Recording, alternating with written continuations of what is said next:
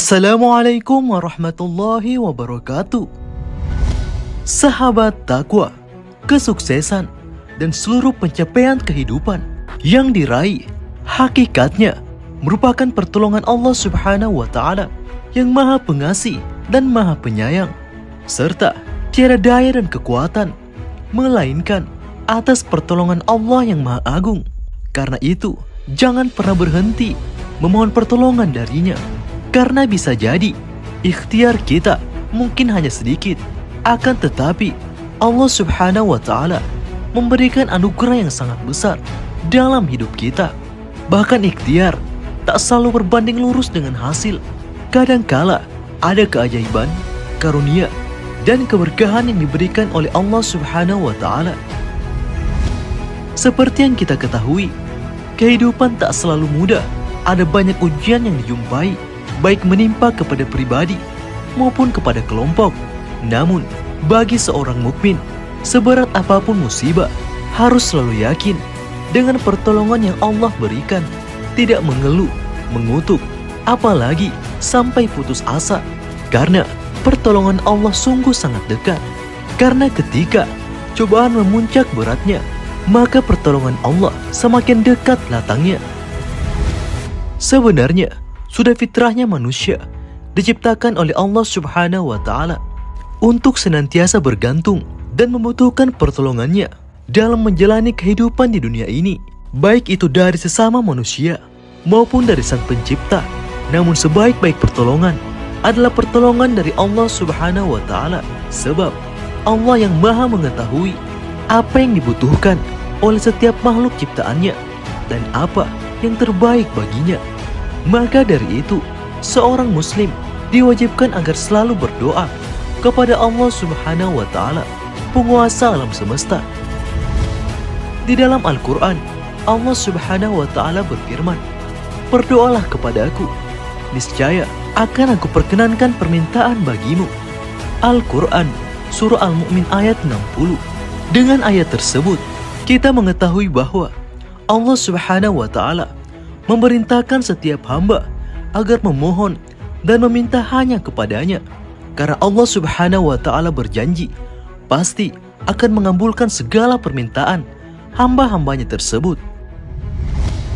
Namun, bukan hanya sekedar berdoa, tetapi juga harus disertai bersolawat kepada Rasulullah SAW. Sebab doa tanpa solawat, maka doa itu akan sia-sia. Seorang sahabat Nabi yang bernama Umar bin Khattab radhiyallahu anhu pernah berkata, "Sesungguhnya doa itu diam antara langit dan bumi, tidak akan naik ke atas hingga engkau bersolawat kepada nabimu Muhammad sallallahu alaihi wasallam." Hadis riwayat Imam Tirmizi. Dengan hadis tersebut, kita mengetahui bahwa betapa pentingnya meminta pertolongan kepada Allah Subhanahu wa Ta'ala dengan doa dan solawat. Sebab dengan kedua hal itu, maka akan mempercepat datangnya pertolongan dari Allah Subhanahu wa Ta'ala. Namun, prakteknya tidak sesederhana itu, karena masih banyak sekali orang-orang yang mengeluh disebabkan doanya belum dikabulkan oleh Allah Subhanahu wa Ta'ala. Dan menurut para ulama, bahwa hal tersebut bisa disebabkan karena masih adanya hal-hal yang menjadi penghalang sehingga doa-doa tersebut belum terkabulkan. Dan berikut ada 17 penghalang doa yang harus kita ketahui. Apa sajakah itu? Ayo kita bahas. Sebelum lanjut, mari dukung channel ini untuk terus menyebarkan kisah-kisah Islam. 1. Mengaku mengenal Allah Subhanahu wa Ta'ala, akan tetapi tidak menunaikan haknya. 2.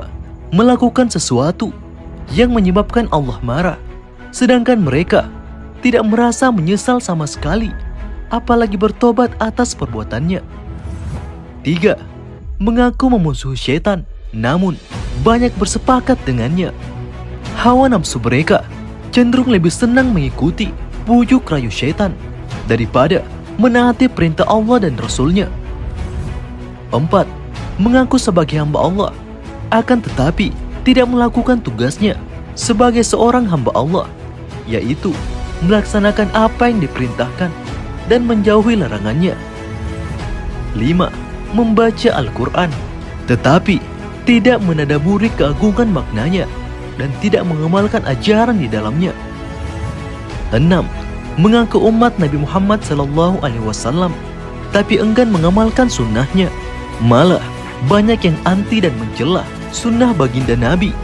Mengapa demikian? Karena iman mereka lemah dan tidak memahami substansi sunnah Rasulullah SAW. 7. Masih memakan makanan yang haram dan syubhat, serta tidak bertobat darinya. 8. Mengetahui bahwa akhirat itu lebih baik daripada dunia. Akan tetapi, mereka tidak bersungguh-sungguh mencarinya. Mereka malah sibuk dengan dunia, seolah-olah akan kekal hidup di dalamnya. Hati mereka pada dasarnya lebih memilih dunia daripada akhirat. Padahal Rasulullah katakan, nilai dunia di sisi Allah tidaklah menyamai harga sayap nyamuk, sungguh tidak berharga. Tetapi mereka merasa sangat bergembira jika telah mendapatkan dunia dan terus bermegah-megahan dengan kehidupan dunia. 9. Mengaku cinta surga, tapi tidak beramal untuk meraih surga, dan takut neraka, tapi menggadaikan diri-diri mereka kepadanya. 10. Mengetahui bahwa sesungguhnya kematian itu pasti terjadi, namun mereka tidak bersiap-siap untuknya. 11. Mereka sibuk dengan aib saudara-saudara mereka, tetapi mencampakkan aib-aib diri mereka sendiri. 12. Mereka memakan nikmat Robnya, tetapi tidak pandai mensyukurinya. 13.